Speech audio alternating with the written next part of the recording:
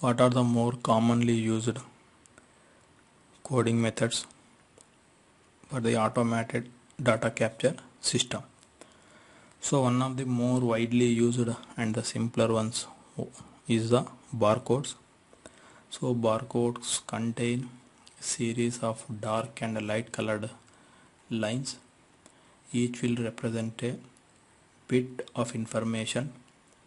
By using a light, usually a laser, when the image is scanned, the signal is generated and each bit will be encoded into a suitable form, and then based on the decoding the data will be uploaded into the system and the information is read. So depending on whether it is a 16-bit, 32-bit, if it is a small information requirement it can be 4-bit. The number of bits will tell how much of information is present in that. Now the zeros and ones are identified depending on the width of the dark and light colored lines. So the wider lines are usually 1 as shown here. The thinner lines will be the 0. Now whenever there are two consecutive same bit values, then they will become of different colors. So you can see here 1 and 1 is there. The first one is dark, other one is light color, or there is no darkness. Similarly is the case with here. You are having 0 0 0 0 and 0. Every alternate zeros are the same color. In between you are having the light color. So this is done to ensure that the bits are read correctly with the least amount of error. If this is not done and always 1 is shown as dark and 0 is shown as thin, then if there are multiple zeros it can lead to confusion whether it is 0 or whether it is 1, how many zeros are there. So reading will become very difficult. So this methodology is adopted to ensure the errors are going to be minimized. So whenever the wider signal is received, then definitely we know it is 1. So again here it is a wider signal, so again we will say that it is a 1. Then again you are having a thin signal, so it will be 0. Again thin signal, it will be 0. So like that the information is read. So always there will be some reference lines will be present over here, or some reference bits, so that the decoder will know this is the starting and this is the ending. So different systems will have different number of lines present at the starting and the ending, so that the required information is only picked up for decoding and further processing. This barcode is usually called as one-dimensional because the information is encoded along only one axis.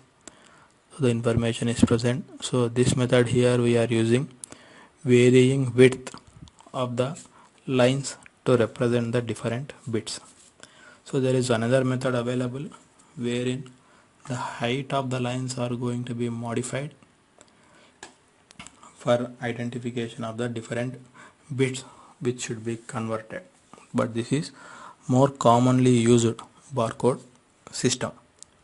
So this is a 1D because in only one direction the information is present, and the scanning can be done at the top or it can be done at the bottom. So wherever it can be done, it is going to give the same information. Next one is the 2D. If the amount of data is large, a 1D barcode may not be sufficient because the length of the barcode will become too long to be put on the part or product or on the material handling systems. If the data is higher, the method adopted is to increase the data density, which means within a given space more information should be packed.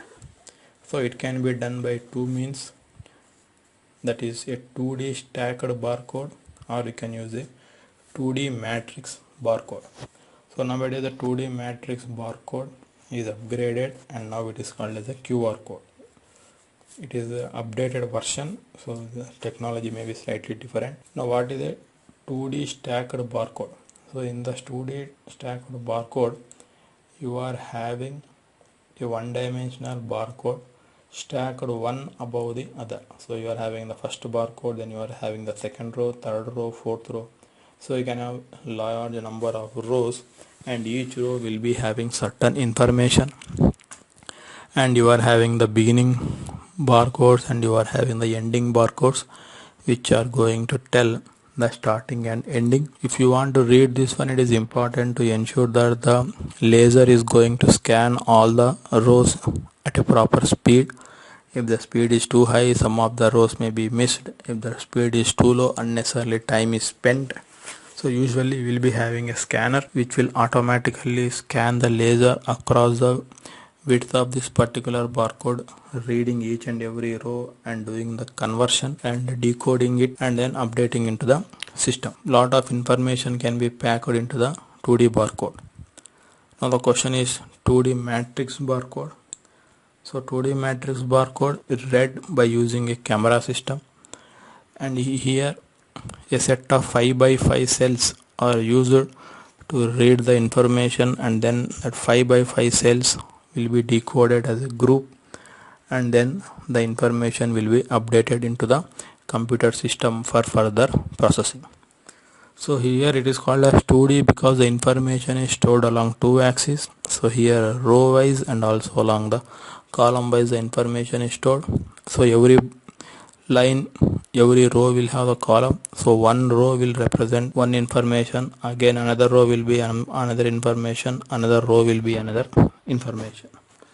So again in the 2D matrix, again you can have information in x and y direction, but a set of 5 by 5 cells will be considered as one block of information. So you are having series of blocks of information, that is the encoded data. So what is the advantage here? So these barcodes can be generated very easily. It can be scanned and it can be decoded by simpler systems. And 2D barcodes, even though they appear complicated, and reading devices are also a bit complicated because you have to read in a proper fashion, but still they can hold a lot of information as compared to a 1D barcode. The advantage is they are very easy to generate and paste it. The disadvantage is again the barcode, they can get damaged. Once it is damaged, again it is not possible to read it, or there may be some errors while reading. This is the basic information about the barcodes. So you can have a conveyor. On the conveyor you can place the barcodes, and as the components are moving, you can have a scanner which is scanning the barcodes, and it is going to convert the information and upload into the database for further processing. Or you can have a pallets. On top of the pallets you are pasting the barcodes. As the pallet is moving, it can detect whether that particular pallet has been reached into a particular machine or not. So lot of information can be generated, or the status of the products can be recognized. So this is one simple application example of a barcode. So other techniques as already discussed, that is a radio frequency identification. You can have a microchip which will be contain a transmitter as well as a receiver. From the external source, and a signal will be generated that will be received by the chip. It will in turn reflect back the information, so that the data can be, whatever the status or whatever the identification of the chip will be recorded, maybe for further processing. So the barcodes, if you want to read, you require a clear atmosphere because you are scanning using a laser.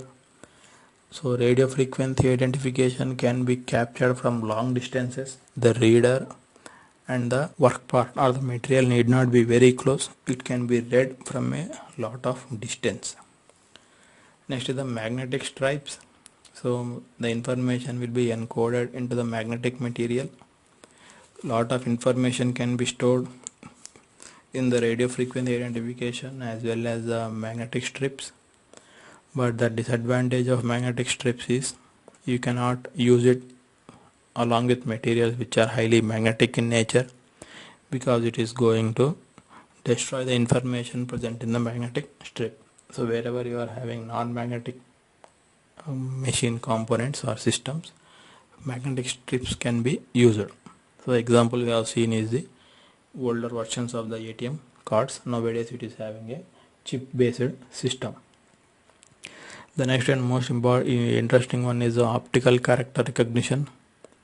So these are systems where we are seeing regular language like alphabets which are pasted and that can be recognized by the system. Usually you will be having something like a camera which is trained to read the information as it is. So the language may be usually English or it may be any other language. So the camera will see the information and then it is going to understand what is written over there. So example is reading of the license plate of the automobiles. Optical character recognition is used. The camera will see the number plate and it can understand what is the number present on it and it can identify what is the automobile information. So that is an example of optical character recognition. So this is more widely used nowadays because don't need to convert anything. You need not encode the data. There is a convert anything means you need not encode the data.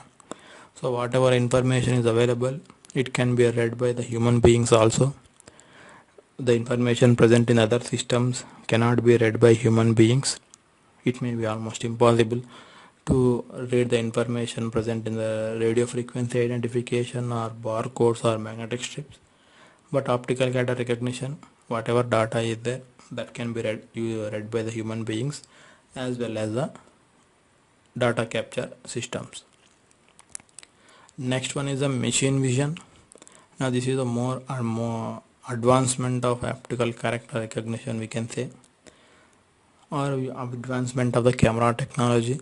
So you are having the vision cameras or cameras present. They will see the product and directly identify what is it. For example, you are having a shop floor and then you are having different components which are coming in a conveyor.